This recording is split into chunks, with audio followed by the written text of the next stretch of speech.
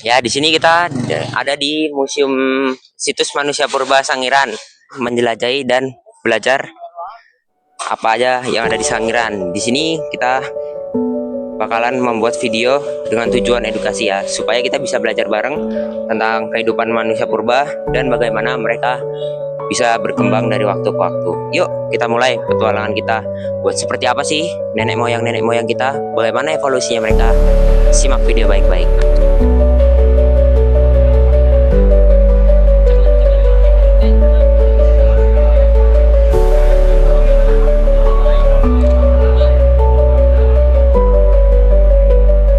Jadi Homo erectus ini ada 3 jenis. Yang pertama itu ada Homo erectus archaik. Dia ini mempunyai gigi yang sangat kuat.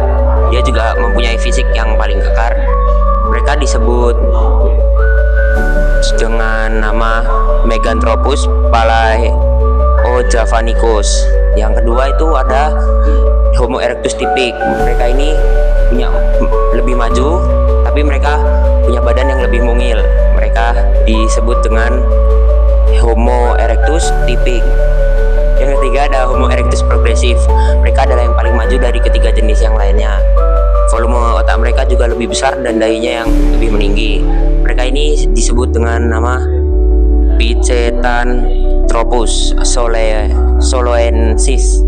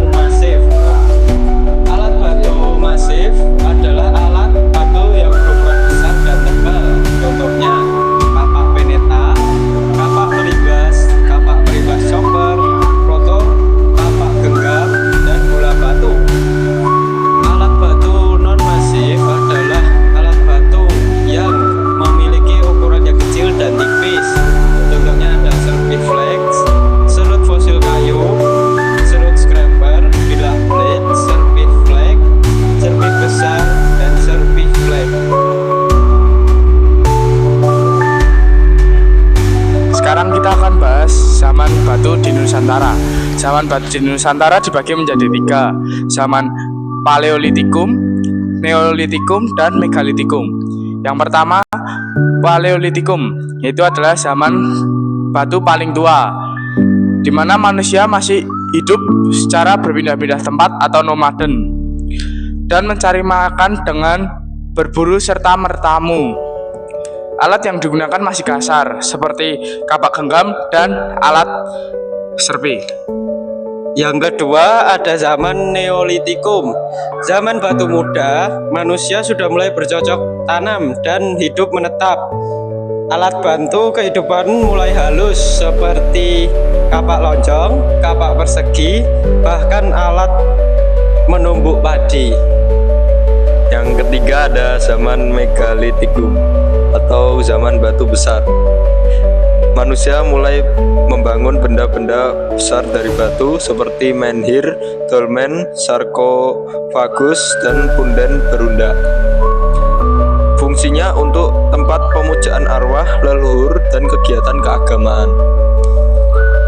Artinya, pada masa ini manusia sudah mulai mengenal kepercayaan dan nilai spiritual. Setelah zaman batu, manusia Nusantara memasuki zaman logam. Nah, zaman ini dibagi menjadi 2, zaman perunggu dan zaman besi. Nah, ya pertama, ini adalah hasil dari budaya manusia purba yang berhasil dibawa. Keberadaan manusia purba dalam upaya beradaptasi dengan lingkungan hidupnya mendorong mereka untuk menciptakan peralatan sebagai sarana untuk memenuhi kebutuhan hidup mereka, termasuk untuk mempertahankan diri dari berbagai ancaman. Nah, dari ide itu mereka berhasil menciptakan benda-benda di sekitarnya menggunakan benda-benda di sekitarnya seperti batu, kayu, tulang. Budaya alat yang dikembangkan dan digunakan manusia purba dapat dibedakan menjadi 2 macam, yaitu yang pertama budaya alat batu yang dibuat dari bahan batu, baik berupa batu masif maupun serpian-serpian batu. Yang kedua ada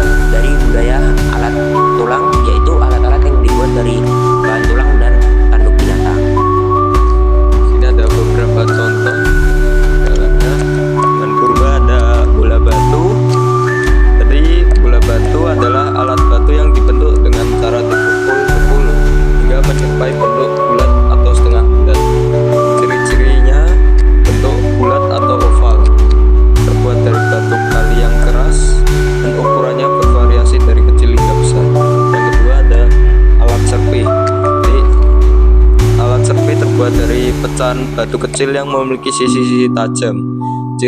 Ciri-cirinya ukuran kecil, memiliki tepi yang tajam. Jadi yang ketiga ada alat penusuk. Alat penusuk adalah batu kecil yang ujungnya dibuat sangat runcing sehingga bisa digunakan untuk menusuk. Ciri-cirinya ukuran kecil, ujungnya runcing seperti jarum. Dibuat dari serpian batu yang dipertajam. Yang keempat ada spatula. Spatula atau alat serut adalah alat batu yang bagian sisinya dibuat rata dan halus agar bisa digunakan untuk mengikis. Ciri-cirinya bagian sisi lebar dan agak halus, tidak setajam serpih, bentuknya memanjang atau pipih. Seperti itu ya. Jadi hari ini kita bersama Bu Lilis. Kita akan mewawancarai Bu Lilis.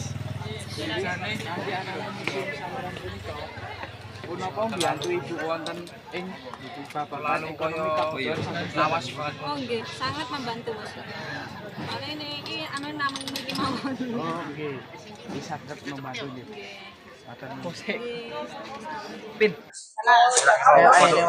Oke, kita bersama Bu Asih. Jadi kita akan wawancarai Bu Asih.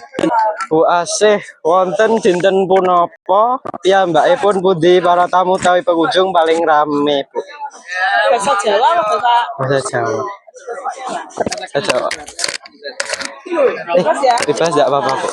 Ini musim edukasi. Jadi menyesuaikan Iya. biasanya jadwalnya kalau tidak hari libur seperti hari Minggu, hari besar, terus hari jeda itu setelah anak-anak biasanya tes mid semester itu biasanya rame-rame. Oh, nggih, Bu. Matur suwun nggih Bu Asih.